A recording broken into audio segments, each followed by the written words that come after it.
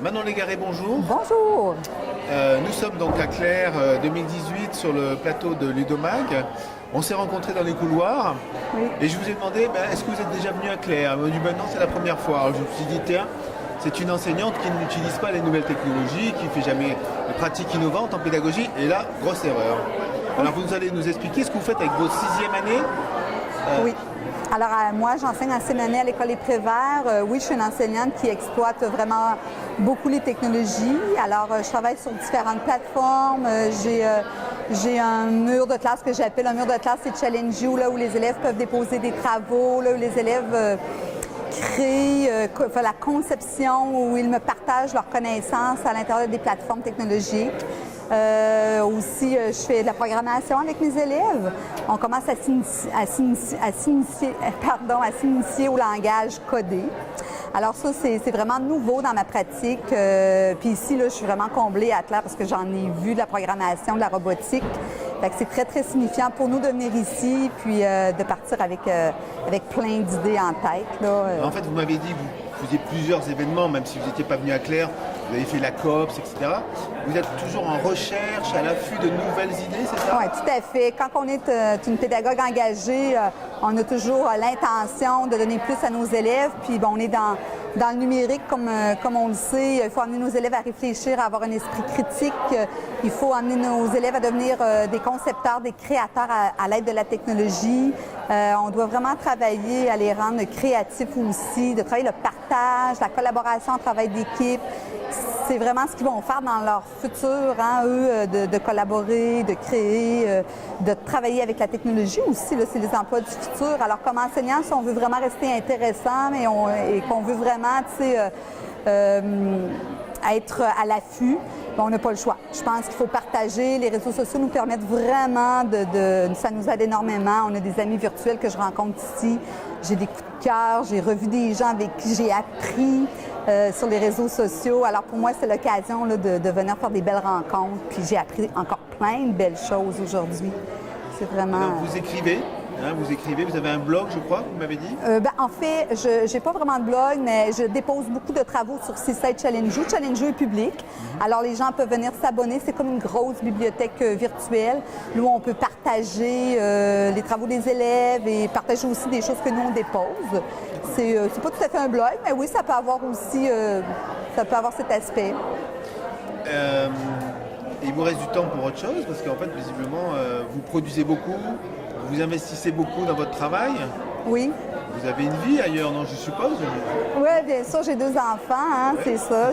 J'ai 2 belles filles, une qui est au primaire encore, une qui est au secondaire.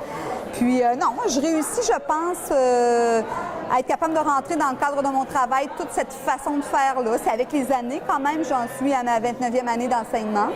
Alors, au fil des années, comme j'ai toujours été une fille qui enseignait en pédagogie ouverte, c'est certain que j'avais l'esprit déjà de travailler par projet, de vraiment développer la créativité chez les élèves. Et avant le numérique? Avant le numérique, c'est une très bonne question parce que finalement, je n'ai pas beaucoup changé ma façon d'enseigner mon approche pédagogique. J'ai surtout changé ma façon de planifier avec la technologie. J'ai dû vraiment investir un peu de temps pour découvrir de magnifiques plateformes et d'autres façons de communiquer avec les élèves et qu'eux me transmettent leurs nouvelles connaissances. Et c'est fantastique avec le numérique. C'est un virement total. C'est un peu la même chose que quand les journalistes, Twitter est arrivé dans leur vie. Là.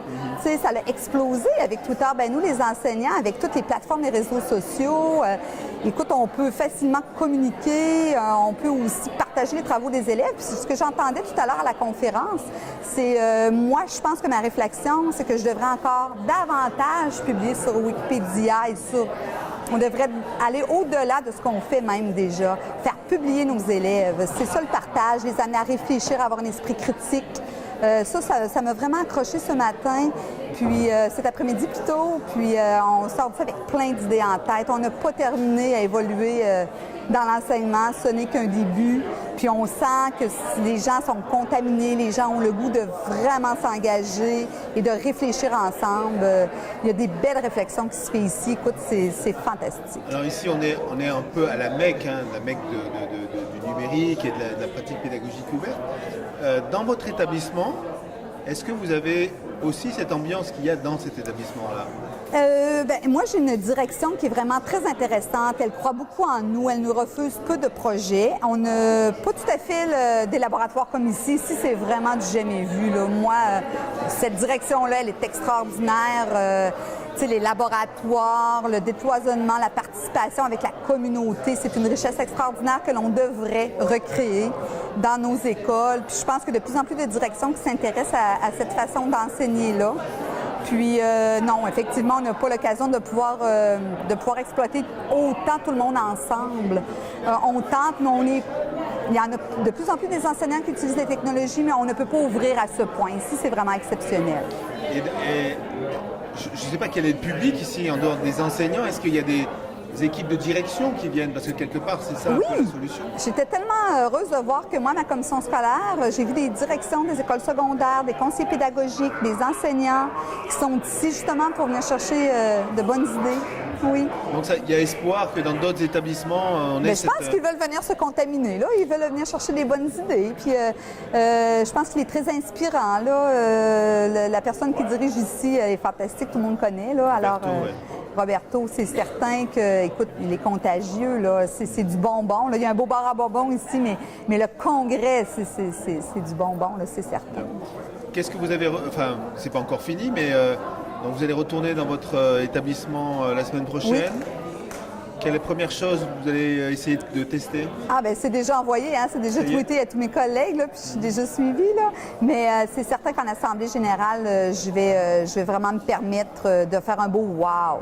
Vraiment, c'est un des congrès les plus marquants que moi j'ai vécu. Je suis allée à la Quapsui, j'ai fait les refaire. C'est certain que j'ai pas nécessairement fait beaucoup de congrès, mais cette formule-là, elle est vraiment exceptionnelle. Vraiment, c'est chapeau. Puis c'est un coup de cœur total, là. Même que je suis fatiguée j'arrive pas à tout voir, puis j'aimerais encore en voir plus, puis en prendre davantage. C'est vraiment, vraiment fabuleux. Bon, donc je vais vous laisser parce que sinon je vais vous prendre de votre temps. Oui, mais merci beaucoup, vraiment intéressant. Merci.